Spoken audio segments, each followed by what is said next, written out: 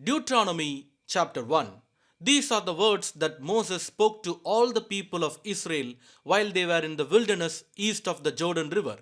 They were camped in the Jordan Valley near Suf, between Paran on one side and Tophel, Laban, Hazeroth, and Dizahab on the other.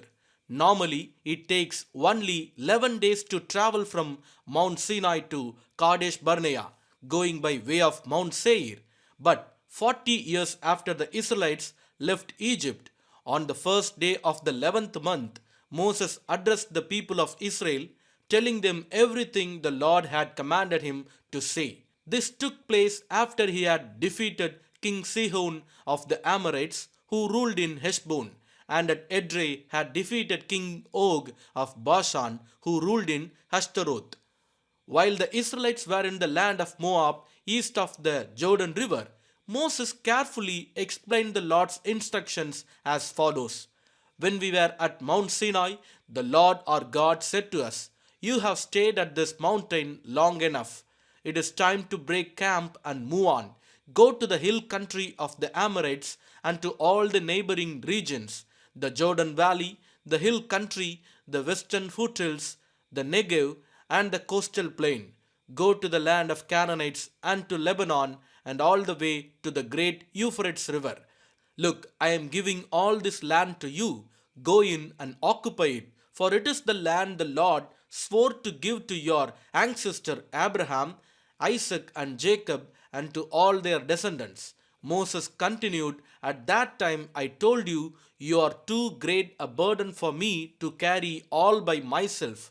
The Lord your God has increased your population, making you as numerous as the stars. And may the Lord, the God of your ancestors, multiply you 1,000 times more and bless you as he promised. But you are such a heavy load to carry. How can I deal with all your problems and bickering? Choose some well respected men from each tribe who are known for their wisdom and understanding, and I will appoint them as your leaders." Then you responded, "Your plan is a good one." So I took the wise and respected men you had selected from your tribes and appointed them to serve as judges and officials over you. Some were responsible for 1,000 people, some for 100, some for 50, and some for 10. At that time I instructed the judges, "You must hear the cases of your fellow Israelites and the foreigners living among you. Be perfectly fair in your decisions and impartial in your judgments. Hear the cases of those who are poor as well as those who are rich. Don't be afraid of anyone's anger, for the decision you make is God's decision.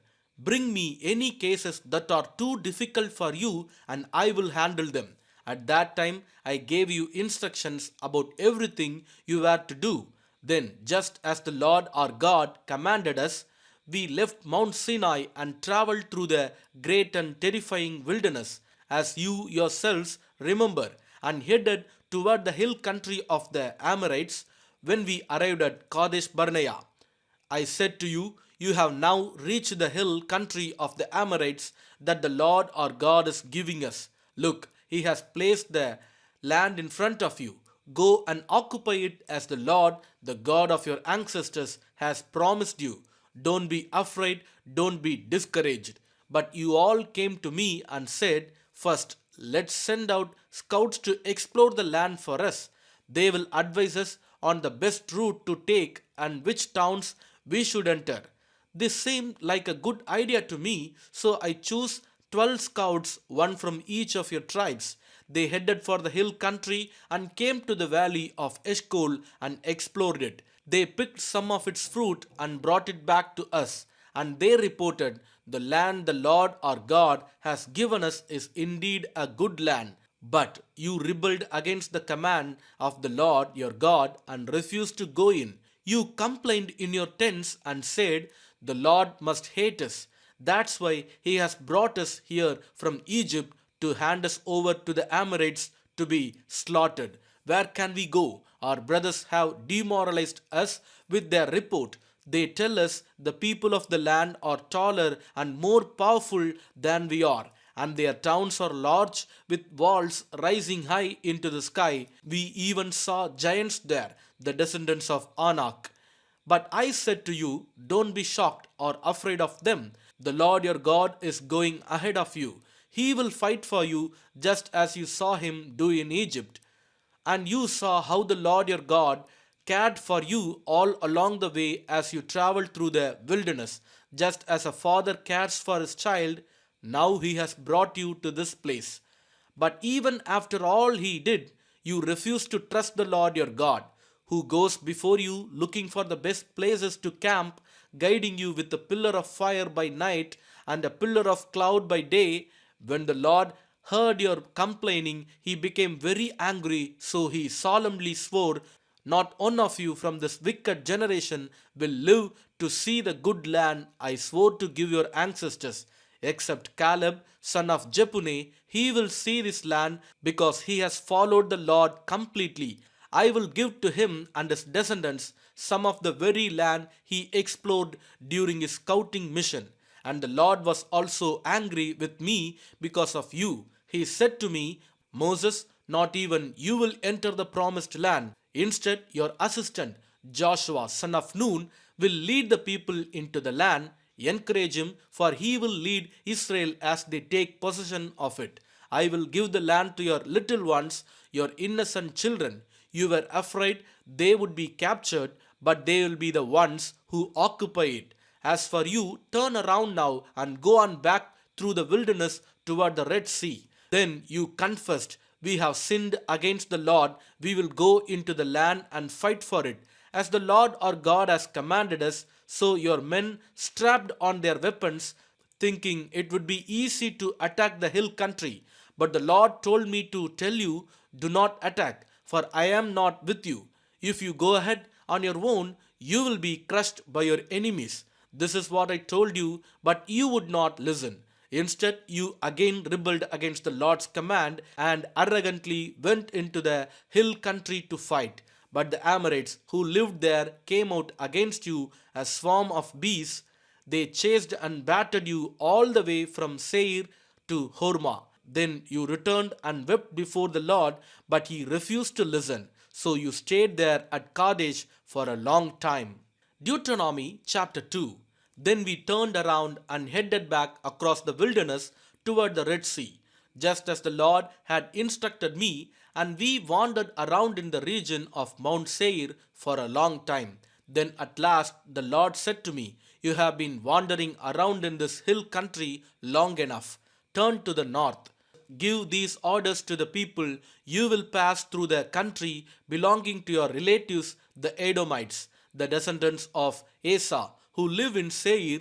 The Edomites will feel threatened, so be careful. Do not bother them, for I have given them all the hill country around Mount Seir as their property, and I will not give you even 1 square foot of their land.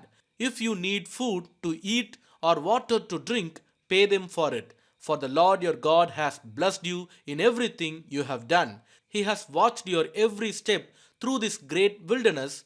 During these 40 years, the Lord your God has been with you, and you have lacked nothing. So we bypassed the territory of our relatives, the descendants of Asa, who live in Seir. We avoided the road through the Arabah valley that comes up from Elath and Ezion Keber. Then, as we turned north along the desert route through Moab, the Lord warned us, do not bother the Moabites, the descendants of Lot, or start a war with them. I have given them Ar as their property, and I will not give you any of their land. A race of giants called the Amites had once lived in the area of Ar. They were as strong and numerous and tall as the Anakites, another race of giants. Both the Amites and the Anakites are also known as the Rephaites. Through the Moabites called them Amites. In earlier times, the Horites had lived in Seir, but they were driven out and displaced by the descendants of Asa, just as Israel drove out the people of Canaan when the Lord gave Israel their land. Moses continued, the Lord said to us, get moving, cross the Zered brook. So we crossed the brook. 38 years passed from the time We first left Kadesh Barnea until we finally crossed the Zered brook. By then, all the men old enough to fight in battle had died in the wilderness, as the Lord had vowed would happen. The Lord struck them down until they had all been eliminated from the community. When all the men of fighting age had died, the Lord said to me, "Today you will cross the border of Moab at Ar and enter the land of the Ammonites, the descendants of Lot. But do not bother them or start a war with them. I have given the land of Ammon to them as their property, and I will not give you any of their land." That area was once considered the land of the Rephites, who had lived there, though the Ammonites called them Samzumites. They were also as strong and numerous and tall as the Anakites, but the Lord destroyed them so the Ammonites could occupy their land. He had done the same for the descendants of Asa who lived in Seir, for he destroyed the Horites so they could settle there in their place. The descendants of Asa live there to this day. A similar thing happened when the Kaphtorites from Crete invaded and destroyed the Avites who had lived in villages in the area of Gaza. Moses continued, "Then the Lord said, 'Now get moving, cross the Arnon gorge. Look, I will hand over to you Sihon the Amorite, king of Heshbon, and I will give you his land. Attack him and begin to occupy the land. Beginning today, I will make people throughout the earth terrified because of you. When they hear reports about you, they will tremble with dread and fear.'" Moses continued, "From the wilderness of Kedemoth, I sent ambassadors to King Sihon of Heshbon with this proposal of peace. 'Let us travel through your land. We will stay on the main road and won't turn off into the fields on either side. Sell us food to eat and water to drink, and we will pay for it. All we want is permission to pass through your land.' The descendants of Asa who live in Seir allowed us to go through their country, and so did the Moabites who live in Ar. 'Let us pass through until we cross the Jordan into the land of the Lord our God is giving us.' But King Sihon of Heshbon refused to allow us to pass through, because the Lord your God made Sihon stubborn and defiant, so he could help you defeat him as he has now done. Then the Lord said to me, 'Look, I have begun to hand King Sihon and his land over to you. Begin now to conquer and occupy his land.' Then King Sihon declared war on us and mobilized his forces at Jahaz. But the Lord our God handed him over to us, and we crushed him, his sons, and all his people. We conquered all his towns and completely destroyed everyone, men, women, and children. Not a single person was spared. We took all the livestock as plunder for ourselves, along with anything of value from the towns we ransacked. The Lord our God also helped us conquer Aroer on the edge of the Arnon Gorge, and the town in the gorge, and the whole area as far as Gilead. No town had walls too strong for us. However, we avoided the land of the Ammonites all along the Jabbok river and the towns in the hill country, all the places the Lord our God had commanded us to leave alone. Deuteronomy chapter 3. Next, we turned and headed for the land of Bashan, where King Og and his entire army attacked us at Edrei. But the Lord told me, "Do not be afraid of him, for I have given you victory over Og and his entire army, and I will give you all his land. Treat him just as you treated King Sihon of the Amorites, who ruled in Heshbon." So the Lord our God handed King Og and all his people over to us, and we killed them all.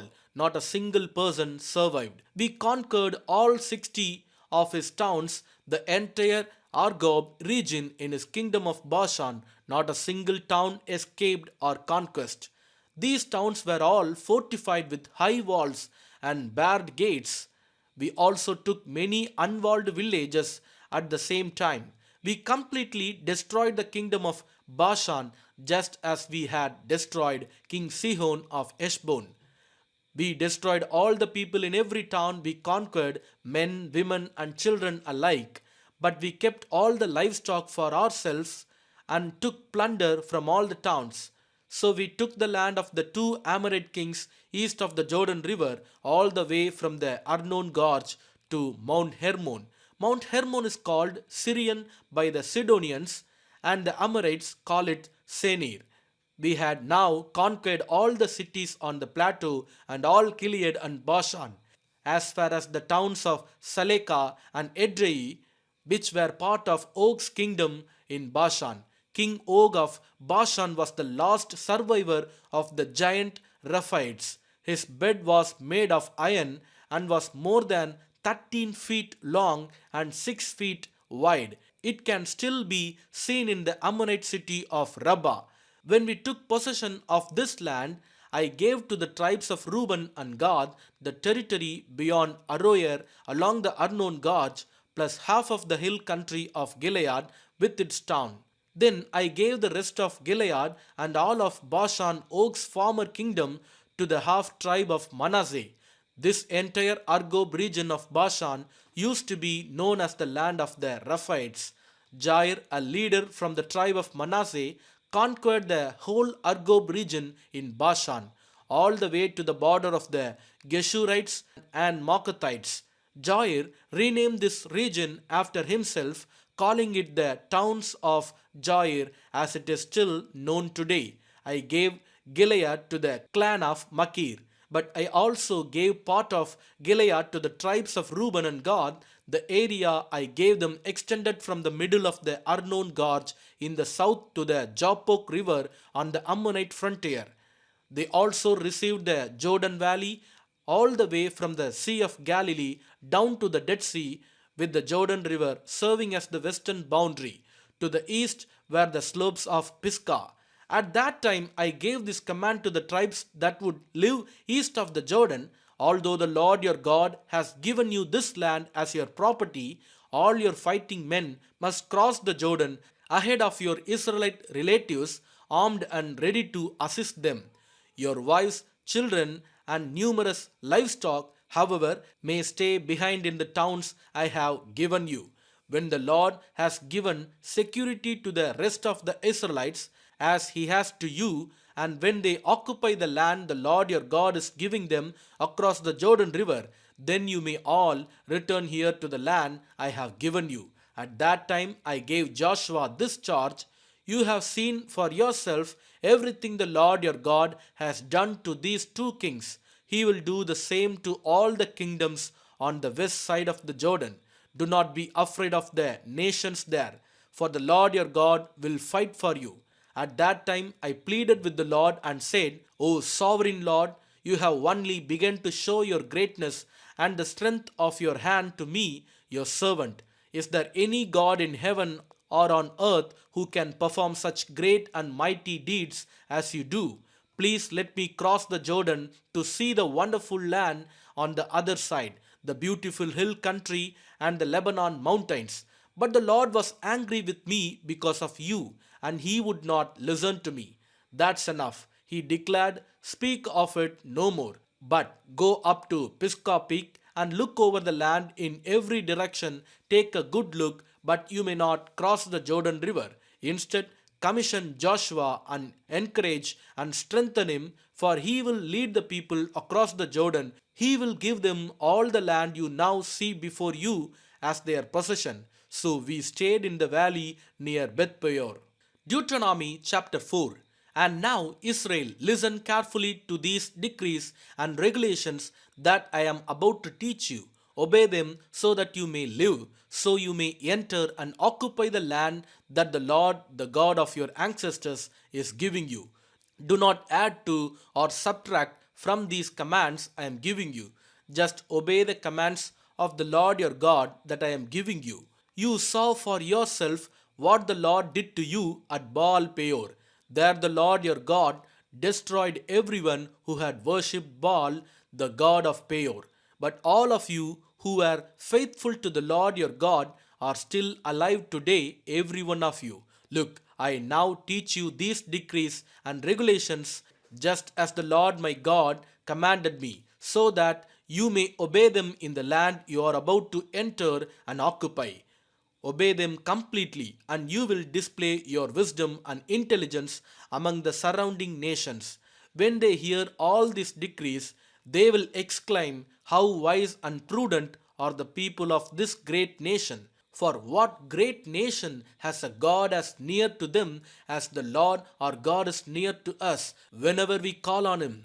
And what great nation has decrees and regulations as righteous and fair as this body of instructions that I am giving you today? But watch out, be careful never to forget what you yourself have seen. Do not let these memories escape from your mind as long as you live, and be sure to pass them on to your children and grandchildren. Never forget the day when you stood before the Lord your God at Mount Sinai, where He told me, "Summon the people before me, and I will personally instruct them.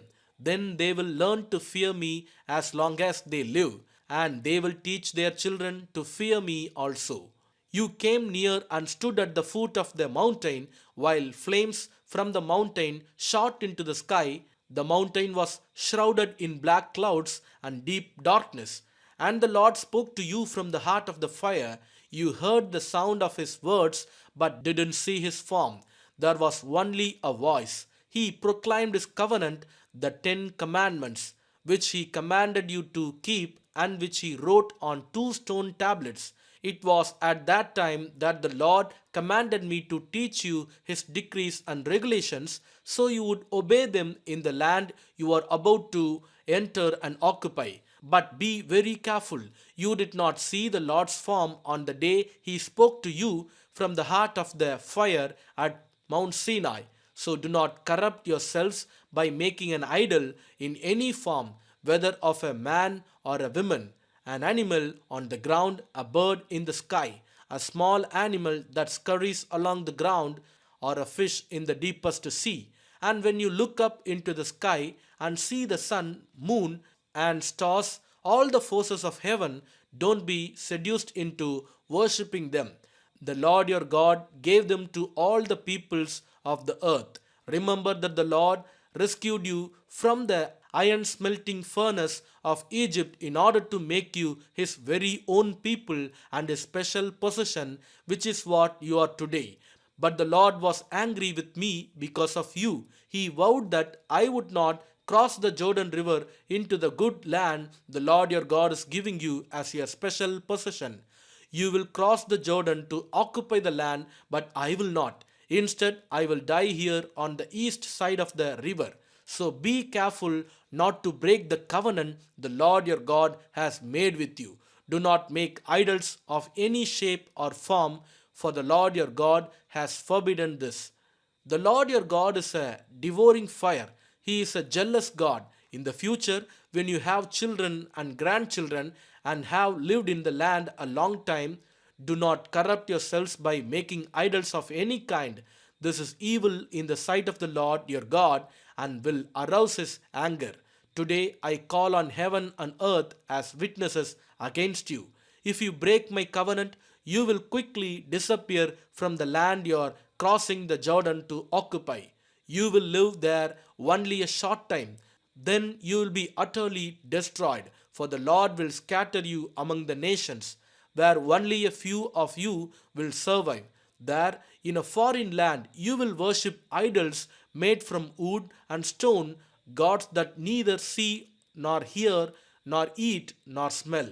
But from there you will search again for the Lord your God, and if you search for Him with all your heart and soul, you will find Him. In the distant future, when you are suffering all these things, you will finally return to the Lord your God and listen to what He tells you. For the Lord your God is a merciful God. He will not abandon you or destroy you or forget the solemn covenant He made with your ancestors.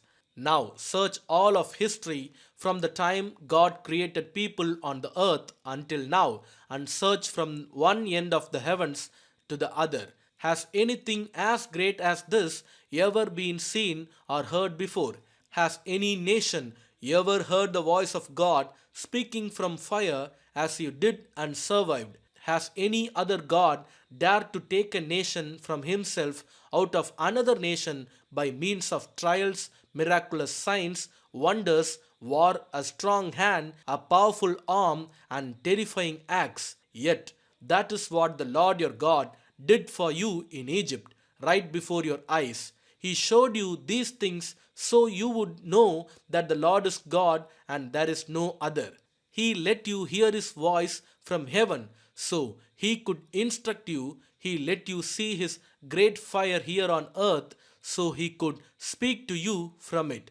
Because he loved your ancestors, he chose to bless their descendants and he personally brought you out of Egypt with a great display of power. He drove out nations far greater than you so he could bring you in and give you their land as your special possession as it is today. So remember this and keep it firmly in mind. The Lord is God both in heaven and on earth, and there is no other. If you obey all the decrees and commands I am giving you today, all will be well with you and your children. I am giving you these instructions so you will enjoy a long life in the land the Lord your God is giving you for all time.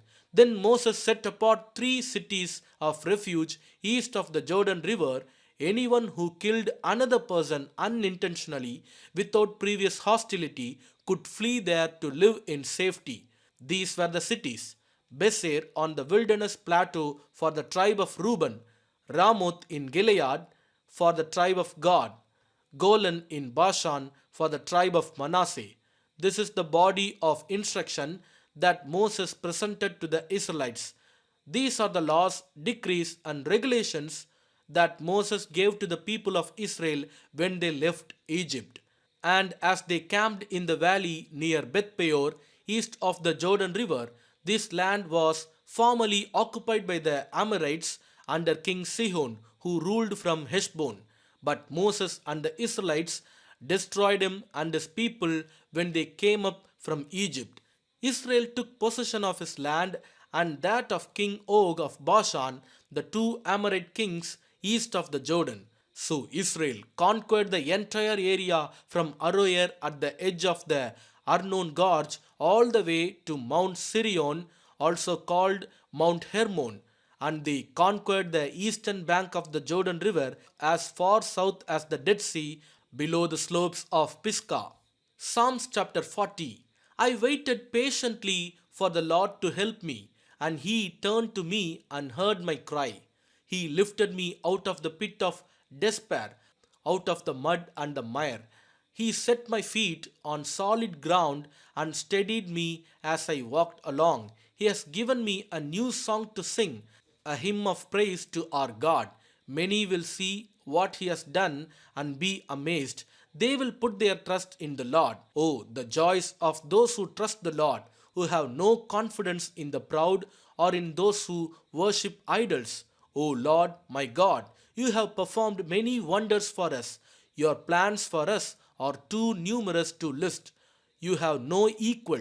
If I tried to recite all your wonderful deeds, I would never come to the end of them. You take no delight in sacrifices or offerings. Now that you have made me listen, I finally understand you don't require burnt offerings or sin offerings. Then I said, look, I have come. As is written about me in the scriptures, I take joy in doing your will. My God, for your instructions are written on my heart. I have told all your people about your justice. I have not been afraid to speak out, as you, O Lord, well know. I have not kept the good news of your justice hidden in my heart. I have talked about your faithfulness and saving power. I have told everyone in the great assembly of your unfailing love and faithfulness. Lord, don't hold back your tender mercies from me. Let your unfailing love and faithfulness always protect me. For troubles surround me, too many to count. My sins pile up so high I can't see my way out. They outnumber the hairs on my head. I have lost all courage. Please, Lord, rescue me. Come quickly, Lord, and help me. May those who try to destroy me be humiliated and put to shame. May those who take delight in my trouble be turned back in disgrace. Let them be horrified by their shame, for they said, Aha, we have got him now. But may all who search for you be filled with joy and gladness in you. May those who love your salvation repeatedly shout, The Lord is great. As for me, since I am poor and needy, let the Lord keep me in his thoughts. You are my helper and my Savior. O my God, do not delay. Amen.